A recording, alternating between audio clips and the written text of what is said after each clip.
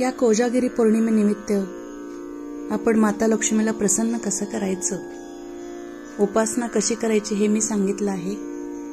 तर त्याप्रमाणे आपण कोजागिरी निमित्त उपासना करावी आणि माता लक्ष्मीची कृपा संपादन करावी हीच इच्छा.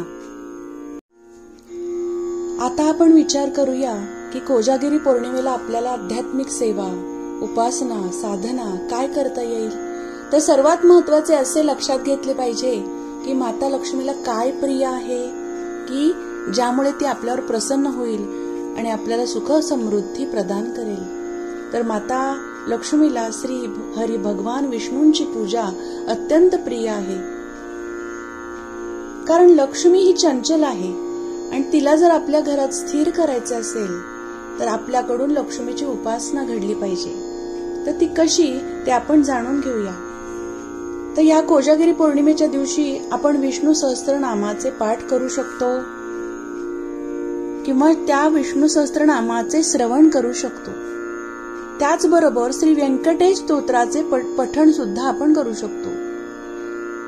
जिथे जिथे श्री हरी भगवान विष्णूंची उपासना चालते तिथे तिथे लक्ष्मी आपोआप स्थिर होते.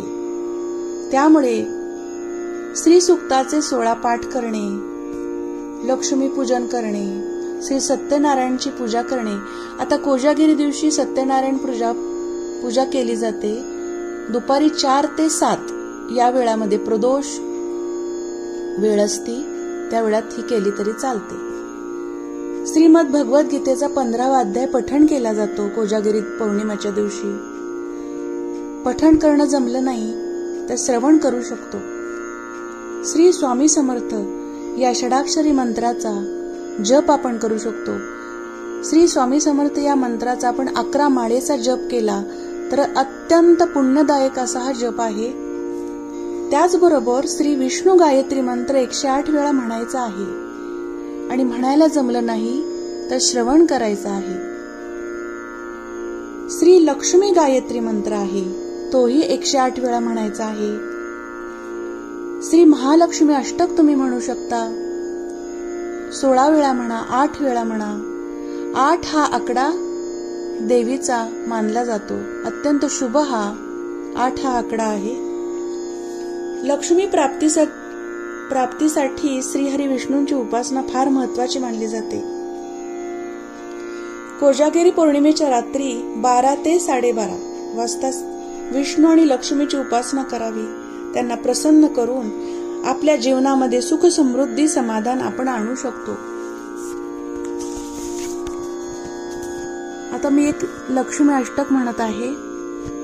करुणी वंदन सद्भाव धरुन लक्ष्मी चरण पावरे, कमल आसन कमल वदन कोमलते मन लक्ष्मीचे, चक्र गदा हाती माता आदि शक्ती प्रसन्नती मूर्ती जगन्माता, जगाला आधार चालवी व्यवहार दिव्य अलंकार शोभती ते, प्रसन्न होईल धनधान्य देईल संकटानेल दूर माझ्या, देवी ही प्रार्थना सुख समाधान कुटुंब कल्याणा वर देई, चित्त शुद्ध करी दैन्य दूर करी निर्मळ अंतरी ठेव सदा, जी चूक झाली माय पोटी घाली तूच आता वाली भक्तजना, नित्य हे अष्टक गातील जे लोक श्रद्धाळू भाविक पावनते. अशा प्रकारे श्री माता लक्ष्मीचं अष्टक आपण म्हणायचं आहे. श्री लक्ष्मी गायत्री मंत्र म्हणायचा आहे. श्री हरी भगवान विष्णूंचा गायत्री मंत्र म्हणायचा आहे. आता माता लक्ष्मीचा अष्टाक्षरी मंत्र कोणता आहे ते मी सांगते. ओम ऐं श्री महालक्ष्मी नमः. ओम ऐं श्री महालक्ष्म्यै नमः. ओम ऐं श्री महालक्ष्म्यै नमः. ओम ऐं श्री महालक्ष्म्यै नमः. या अष्टाक्षरी मंत्राचा भक्तिभावाने रोज 108 वेळा जर जप केला तर सर्व दुःख दूर होऊन आपले मनोरथ पूर्ण होते, मनाला शांती मिळते. भरपूर सुख समृद्धी धनधान्य प्राप्त होते. आता श्री लक्ष्मी गायत्री मंत्र कोणता आहे? ओम महालक्ष्मीचे विद्महे विष्णुपत्नीचे धीमहि तन्नो लक्ष्मी प्रचोदयात. ओम महालक्ष्मीचे विद्महे विष्णुपत्नीचे धीमहि तन्नो लक्ष्मी प्रचोदयात. ओम महालक्ष्मीचे विद्महे विष्णुपत्नीचे धीमहि तन्नो लक्ष्मी प्रचोदयात. ओम महालक्ष्मीचे विद्महे विष्णुपत्नीचे धीमहि तन्नो लक्ष्मी प्रचोदयात. अशा प्रकारे श्री लक्ष्मी गायत्री मंत्र आपण 108 वेळा म्हणू शकतो.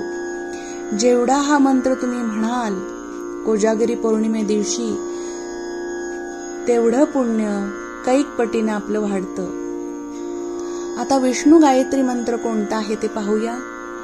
ओम नारायणाय विद्महे वासुदेवाय धीमहि तन्नो विष्णु प्रचोदयात. ओम नारायणाय विद्महे वासुदेवाय धीमहि तन्नो विष्णु प्रचोदयात. ओम नारायणाय विद्महे वासुदेवाय धीमहि तन्नो विष्णु प्रचोदयात. ओम नारायणाय विद्महे वासुदेवाय धीमहि तन्नो विष्णु प्रचोदयात. असा हा विष्णू गायत्री मंत्र आहे. तर या मंत्राचा 108 वेळा पाठ करायचा आहे. मी जी आता साधना सांगितली, उपासना सांगितली की श्रीहरी भगवान विष्णूंची उपासना, श्री माता लक्ष्मीची उपासना, ही अत्यंत श्रेष्ठ दर्जाची अशी उपासना आपण कोजागिरी पौर्णिमेच्या दिवशी करायची आहे.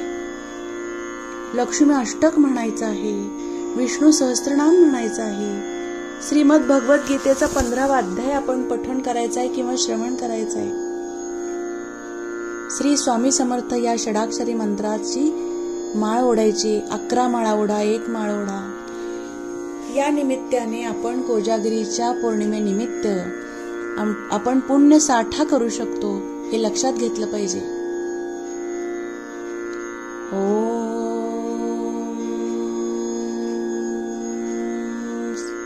महालक्ष्मीचे विद्महे विष्णुपत्नीचे धीमहि तन्नो लक्ष्मी प्रचोदयात. रात्री जागरण करून लक्ष्मीची कृपा प्रसन्न करण्याचा प्रत्येक व्यक्ती प्रयत्न करतो. रात्री उशिरापर्यंत काय काय केले जाते? तर हल्ली मनोरंजनाचे अनेक कार्यक्रम आयोजित केले जातात, चंद्राची गाणी म्हणली जातात, गप्पा गोष्टी होतात, त्या निमित्ताने जागरण होते, नृत्यही केले जाते. चंद्राप्रमाणे चांदणे शिंपीत जीवनाची वाटचाल हा बोध आजच्या दिवसापासून घ्यायचा असतो. कोजागिरी पौर्णिमे दिवशी माता लक्ष्मी, इंद्र, कुबेर, चंद्र, श्रीहरी विष्णू भगवान यांची पूजा केल्याने अनेक पटीने पुण्य प्राप्त होते. माता लक्ष्मी धर्तीवर भ्रमण करायला येते. जो व्यक्ती माता लक्ष्मीची आणि श्री हरी भगवान विष्णूची उपासना करतो त्यावर लक्ष्मी प्रसन्न होते. कोजागिरीच्या दिवशी रात्री आकाशातून अमृताचे थेंब पडतात असं मानलं जातं. चंद्र हा पृथ्वीच्या जवळ आलेला असतो आणि चंद्रप्रकाशात प्रचंड औषधी गुणधर्म असल्याने त्याचे तेज आणि ऊर्जा प्राप्त करण्यासाठी कोजागिरी साजरी केली जाते. दुधाला चंद्रप्रकाशात आटवतात आणि त्याचा नैवेद्य लक्ष्मीला दाखविला जातो. अनेक व्याधी दूर होण्यासाठी हे मसाले दूध चंद्रप्रकाशात ठेवून त्याचं प्रतिबिंब पाहिल्यानंतर ते प्राशन केले जाते. आयुर्वेदामध्ये याचे खूप महत्त्व सांगितले आहे. चंद्रप्रकाशात तयार केलेली औषधे अत्यंत चांगल्या पद्धतीने काम करतात. तर चंद्र हा मनशांती शीतलता प्रदान करतो मनुष्याला. त्यामुळे चंद्रप्रकाशात चांदण्यात अनेक जण फिरताना दिसतात. कोजागिरीच्या दिवशी चंद्र किरणे अंगावर येतील असं बघतात, त्यामुळे आरोग्य प्राप्ती होते. नमस्कार. अश्विन महिन्यात येणारी पौर्णिमा म्हणजेच कोजागिरी पौर्णिमा. शरद ऋतूत येणारी पौर्णिमा हिला शारदीय पौर्णिमा असे सुद्धा म्हणतात. महाराष्ट्रात हा एक महत्त्वाचा सण म्हणून साजरा केला जातो आणि याला धार्मिक आणि सांस्कृतिक परंपरा पण खूप आहे. या महिन्यात शेतात नवीन पीक येते. या शुभ मुहूर्तावर अन्नप्राशन प्रारंभ केला जातो. यालाच नवान्न पौर्णिमा किंवा नव्याची पौर्णिमा असं सुद्धा म्हणतात. कोजागिरी म्हणजे काय तर को जागरती, कोण जागा आहे, कोण आपल्या कर्तृत्वाला जागृत आहे असं विचारत माता लक्ष्मी देवी घरोघरी भ्रमण करते असं म्हणतात. या कोजागिरी पौर्णिमे दिवशी काय महत्व आहे तर ही अश्विन महिन्यात येणारी कोजागिरी पौर्णिमा अत्यंत श्रेष्ठ दर्जाची अशी पौर्णिमा आहे आणि सगळ्यात मोठी आहे पौर्णिमा. या पौर्णिमेला धार्मिक महत्व प्राप्त झाल्यामुळे पौराणिक मान्यतेनुसार या दिवशी देवी लक्ष्मीचा जन्मदिवस मानला जातो. समुद्र मंथनातून देवी लक्ष्मी प्रगट झाली ती याच दिवशी. त्यामुळे माता लक्ष्मीला प्रसन्न कसे करता येईल याचा प्रत्येक जण विचार करतो. या दिवशी रात्री सर्वप्रथम म्हणजे रात्री 12 वाजता 12 ते 12:30 या दरम्यान माता लक्ष्मी, श्री भगवान विष्णू, इंद्र, चंद्र, कुबेर आणि त्याचबरोबर सर्वप्रथम श्री गणपतीचे पूजन केले जाते. धार्मिक महत्व म्हणलं तर श्रीकृष्णाचं महत्व सुद्धा खूप आहे या कोजागिरी पौर्णिमेला. या दिवशी भगवान श्रीकृष्णाने महारस निर्माण करून गोपींना अमृत पाजले होते. त्यामुळे या दिवसाला विशेष महत्व आहे. म्हणून श्री राधाकृष्णाची सुद्धा पूजा करण्याची आपल्याकडे प्रथा आहे. श्री गणपती पूजन, श्री विष्णू पूजन, श्री लक्ष्मी पूजन, श्री इंद्रदेव पूजन, श्री कुबेर पूजन आणि श्री चंद्रदेव पूजन या सर्व देवतांची अगदी भक्तिभावाने पूजा करण्याची आपल्याकडे प्रथा आहे.